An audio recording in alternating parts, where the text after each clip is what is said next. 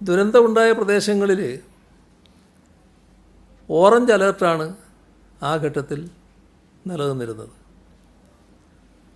അവിടെ 115-നും 204 മില്ലിമീറ്ററിനും ഇടയിൽ മഴ പെയ്യും എന്നായിരുന്നു കേന്ദ്ര കാലാവസ്ഥാ കേന്ദ്രത്തിൻ്റെ മുന്നറിയിപ്പ്. 48 മണിക്കൂറിനുള്ളിൽ 572 മില്ലിമീറ്റർ മഴയാണ് പെയ്തത്. അപ്പോൾ മുന്നറിയിപ്പ് നൽകിയതിലും എത്രയോ അധികമായിരുന്നു അത്. ദുരന്തം ഉണ്ടാകുന്നതിന് മുൻപ്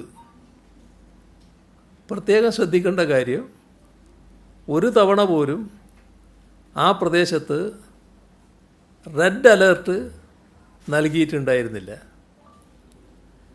അപകടം ഉണ്ടായതിന് ശേഷം രാവിലെ 6 മണിയോടുകൂടിയാണ് റെഡ് അലേർട്ട് ഈ പ്രദേശത്ത് മുന്നറിയിപ്പായി നൽകുന്നത്.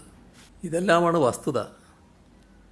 അപ്പോൾ പാർലമെൻറ്റിൽ പറഞ്ഞ കാര്യങ്ങൾ വസ്തുതാ വിരുദ്ധമായ കാര്യങ്ങളായിട്ടാണ് വരുന്നത്. അതാണ് നമ്മൾ കാണേണ്ടത്. അപ്പോൾ ഒരു സംഭവം ഉണ്ടായാൽ അതിൻ്റെ കാരണങ്ങൾ എന്താണെന്ന് കണ്ടെത്താനാണ് നാം ഗൗരവമായി ശ്രമിക്കേണ്ടത്.